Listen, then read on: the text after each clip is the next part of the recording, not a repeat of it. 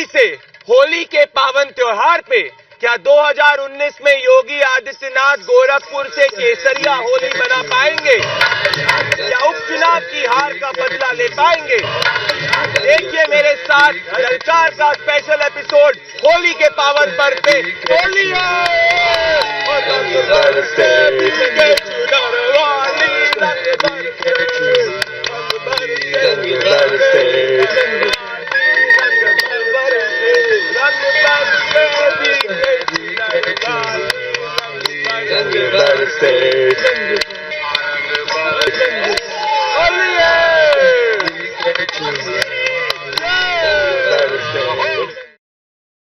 हम हैं गोरखपुर से महाराणा प्रताप चौराहे से आज बात करेंगे। सुन लीजिए, पिछली बार उपचुनाव में यहाँ से बीजेपी हारी थी। क्या योगी आदित्यनाथ का गढ़ बचा पाएंगे? केसरिया होली पूरी तरीके से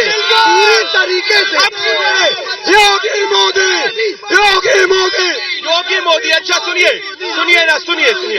कैसे पिछली बार हार क्यों हुई थी? पिछली बार हार इसलिए हुई थी कि हमारे यहाँ के कुछ भाई, अपने ही हिंदू भाई, जो उस चुनाव का नजरअंदाज करते हुए वोट डालने नहीं गए। अच्छा, यहाँ पे क्या है मुद्दा? गोरखपुर का मुद्दा क्या है? क्या योगी आदित्यनाथ विकास चरम सीमा पे है? अच्छा, क्या काम हुआ है गोरखपुर में, बताइए। गोरखपुर में जो भी काम हुआ है एकदम 100% सही हुआ है। एम्स सबसे बड़ी बात है, एम्स आया है, सब चौराहा रंगारंग हो गया है, सारी जगह लाइटें लग गई है, और वो भी एक विकास है, वो भी एक विकास है। भारत माता की जय। ये देखो और सबसे बड़ी बात हम सबके दिलों में अब हम भी चौकीदार हैं। सुनो, पिछली बार महागठबंधन ने योगी जी के गढ़ से जीत गए। क्या गोरखपुर में इस बार 2019 में क्या है मुद्दा? कोई मुद्दा नहीं है, ओनली योगी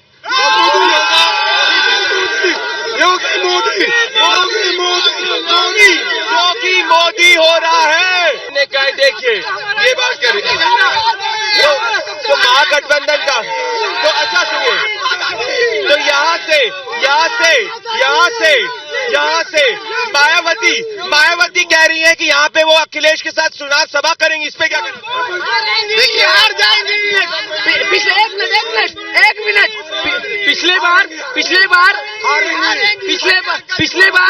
पिछले बार या अखिलेश यादव आए थे तो बोले थे सुना यहाँ कोई बाबा है, उनके साथ पीढ़ी को पता चल गया वो बाबा कौन है, उनके साथों पीढ़ी को पता चल गया कौन है। हमारे गोरखपुर में जो विकास हुआ है, बाबा जी ने जो विकास किया है, उसको देखते हुए ये लगता है कि अभी नहीं, आगे के 50 साल तक हमारे पास बाबा जी रहेंगे। तो यहाँ पे काम हुआ है, एकदम काम हुआ है और काम हो भी रहा है। देखें एक एक गलियां, एक एक चौराहे आपको बताएंगे काम हुआ है कि नहीं हुआ है। काम हुआ है कि नहीं हुआ है, एक एक गलियां, एक एक चौराहे बताएंगे काम हुआ है कि नहीं हुआ है।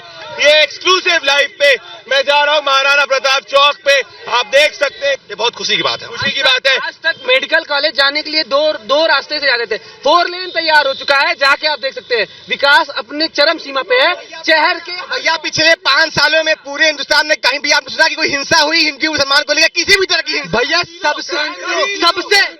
सबसे इम्पोर्टेंट काम था पाकिस्तान को जवाब, सबसे इम्पोर्टेंट काम था पाकिस्तान को जवाब देना, खुल के दिए हैं, दबा के दिए हैं।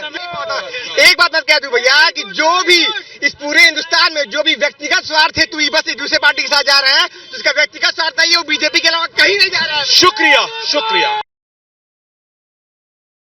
नमस्कार, अभी आपने देखा क्या कहती है जनता। इस टारगेट पे नेताजी सेगमेंट में आपका स्वागत है। गोरखपुर की सीट उपचुनाव में भारतीय जनता पार्टी हारी थी। इस बार हम टारगेट पे नेताजी पे पूछने वाले हैं, क्या गोरखपुर योगी आदित्यनाथ अपना गढ़ बचा पाएंगे कि नहीं बचा पाएंगे? और आज राम गोपाल यादव जी ने कहा है कि पुलवामा एक षड्यंत्र था वोट्स पाने के लिए। इस पे भी सवाल पूछेंगे इस चुनावी बहस में। मेरे साथ जुड़ रहे हैं भारतीय जनता पार्टी से प्रबल प्रताप शाही जी, मेरे साथ जुड़ रही हैं अनु प्रसाद जी, समाजवादी पार्टी का पक्ष रखेंगी।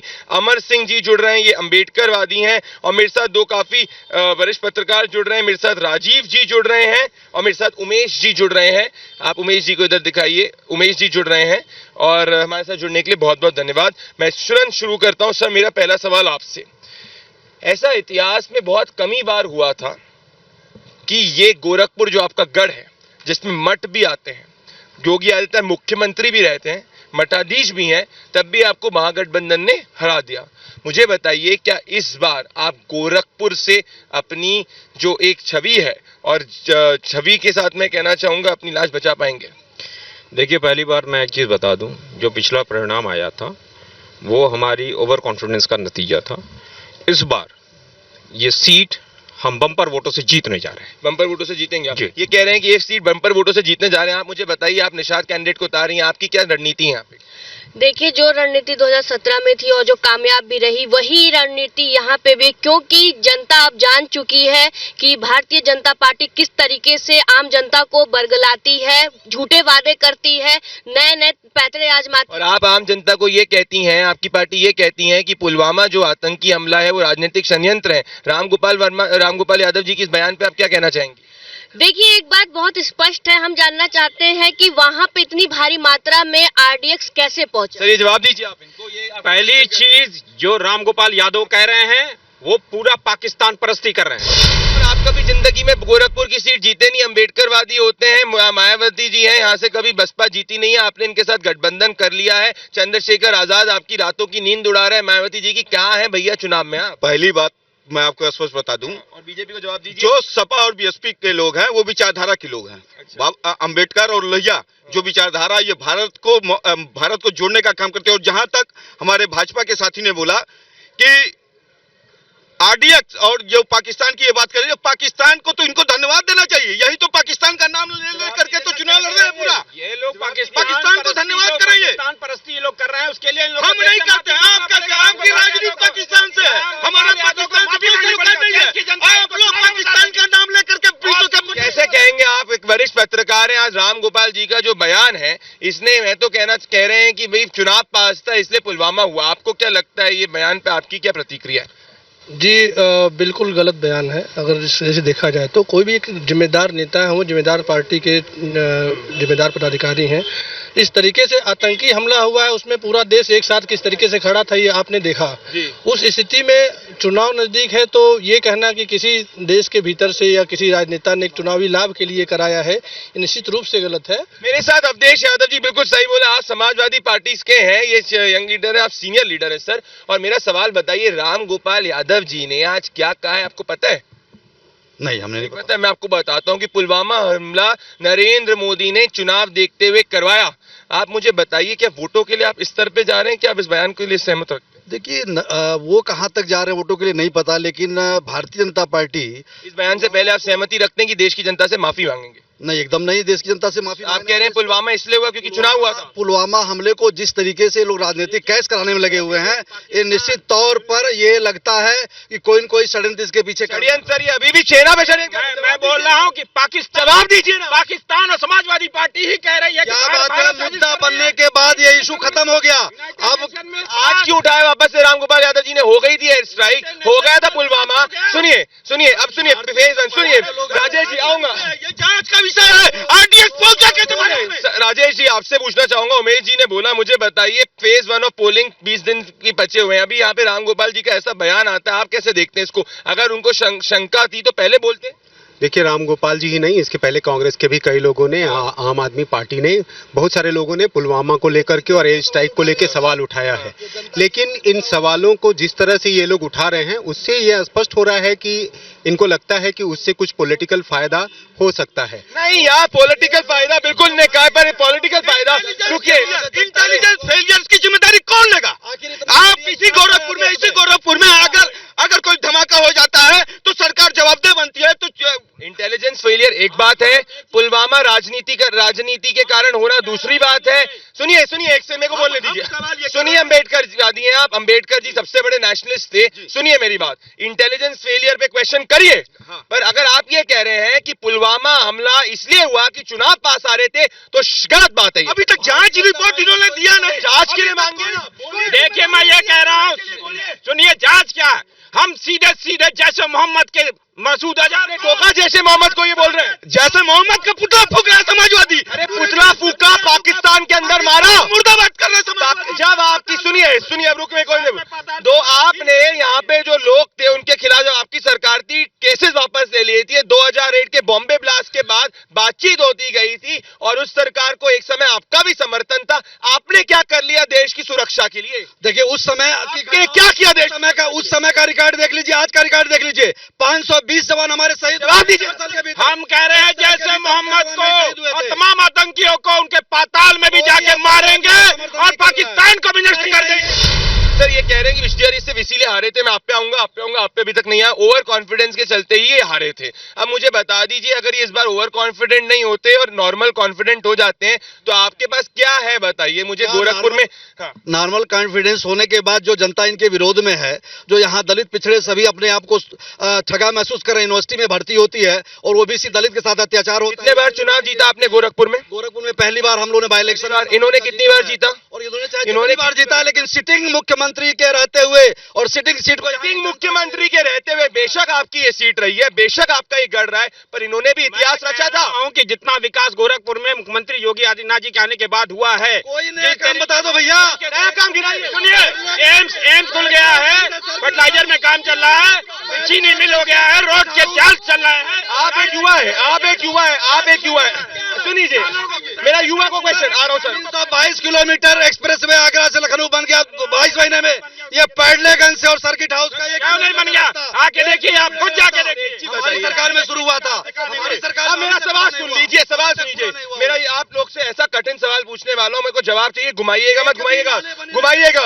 आप बताइए युवा है, अभी तक आपके विपक्षी दल समाजवादी पार्टी, कहाँ युवा तो सपोर्ट करता नहीं है, 90% युवा तो मोदी के साथ जाता है। क्या युवाओं के साथ क्या खड़े रहने भैया? ये एकदम गलत सही है, फैक्ट से कहना है। देखिए इस समय जो युवा सबसे ज्यादा जाएगा आपके साथ समाजवादी पार्टी का हदाम क्या करने, क्योंकि और रही बात अभी क्यों जाएगी मुख्यमंत्री जो क्यों थामेगी? आप अभी भी इन्होंने जो कहा कि योगी आदित्यनाथ के आने के बाद यहाँ पे बहुत सारे, आप मुझे बताइए योगी आदित्यनाथ कितने साल से गोरखपुर के सांसद है, तब विकास क्यों नहीं हुआ? विकास तो सर ये कह रहे हुए हैं मैडम, और आप मेरा युवा का क्वेश्चन आंसर नहीं है। जर्नलिस्ट होते सर, आपसे सवाल है मेरा, मुझे इन्होंने कहा कि बिल्कुल इस बार की लड़ाई कांटे की होने वाली है, आप कैसे देखते हैं सर इस बार, आप जर्नलिस्ट हैं, गोरखपुर की लड़ाई को?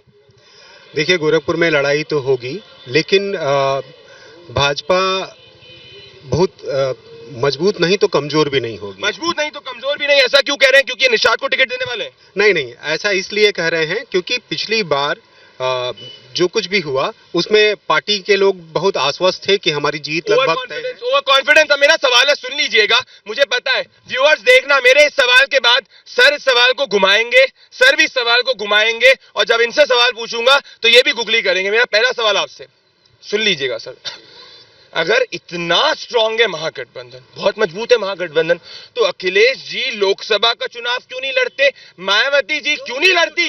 अरे लड़िए ना मैदान, कौन सी सेना के सेनापति जीत सकते हैं? चुनाव लड़े। किसने आपको बताया कि अखिलेश जी चुनाव नहीं लड़ने? लड़ सकते हैं लोकसभा का चुनाव, लड़ेंगे, 100% लड़ेंगे। लोकसभा का चुनाव अखिलेश जी लड़ सकते हैं। आप बताइए, मायावती जी ने तो मना कर दिया। मायावती जी ने एक बात स्पष्ट की, ऐसी कप्तान है जो बिना ना बैटिंग करे, बिना ना बॉलिंग करे, ना बिना ना विकेट लिए कप्तान बनी फिर रही है। वो कम से कम पद से इस्तीफा देकर के चुनाव तो नहीं लड़ रही। हमारे जो फिर काय की बन गए, कैसे लीडर बन गए? प्रधानमंत्री के उम्मीदवार बनने के लिए क्या सेनापति वो तो लड़ रहे हैं, वो अपने सैनिकों को, अरे वो तो चुनाव लड़के जीते। अखिलेश यादव जी को जिम्मेदारी दी है और अपनी चुनाव जो बिना चुनाव लड़े नेता कैसे है? वो चुनाव भी लड़ेंगे, वो चुनाव संसद तक उन्होंने मना किया है, वो इस समय मना किया है। इस समय तो प्रधानमंत्री बनना चाहती है, वो प्रधानमंत्री बनना चाहते हो, वो अलग विषय है। अलग विषय, देश का प्रधानमंत्री बिना चुनाव लड़े लड़ लो। नहीं, चुनाव जब वो लड़ेगी तभी वो पता होता है। ये क्या है? अरे कौन से देश का कौन सा बताइए, सेना का सेनापति कैसे जीत सकता है? आपने बोला उन्होंने अपने 38 सीटों को कोऑर्डिनेट करने के लिए पूरा समय लिया है और पूरे के पूरे 38 सीटों को जीतने के लिए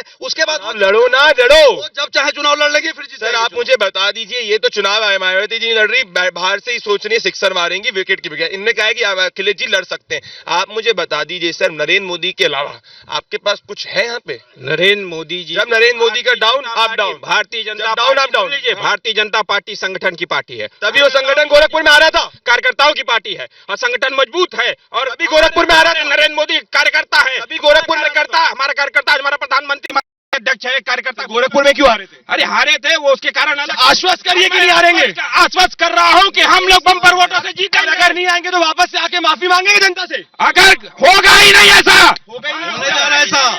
होगा। 23 मई को इस देश का चौकीदार जो चोर है वो यहाँ के जनता उसको चौकीदार देशभक्त है। शिवपाल को तो संभाल नहीं पाए और आप बात कर रहे हैं आप लोग परिवार पे क्यों चलाते? मुलायम सिंह जी ने क्या कहा था? मुलायम सिंह जी जनता से चलती है और जनता अखिलेश है तो मुलायम सिंह जी झूठ बोल रहे हैं। ये जरूर मैं कह सकता हूं कि 2019 की ये लड़ाई उत्तर प्रदेश की ऐसी निर्णायक लड़ाई होगी जिसके रास्ते से ही दिल्ली की सरकार बनेगी और गोरखपुर की सीट सब लोग देखेंगे क्योंकि बीजेपी वो सीट हारी थी और ये योगी आदित्यनाथ की प्रतिष्ठा की सीट है। मेरे साथ सभी को जुड़ने के लिए, टारगेट में नेताजी के लिए सेगमेंट में जुड़ने के लिए बहुत बहुत धन्यवाद। आगे देखते हैं हम कि क्या सोचता है भारत। शुक्रिया।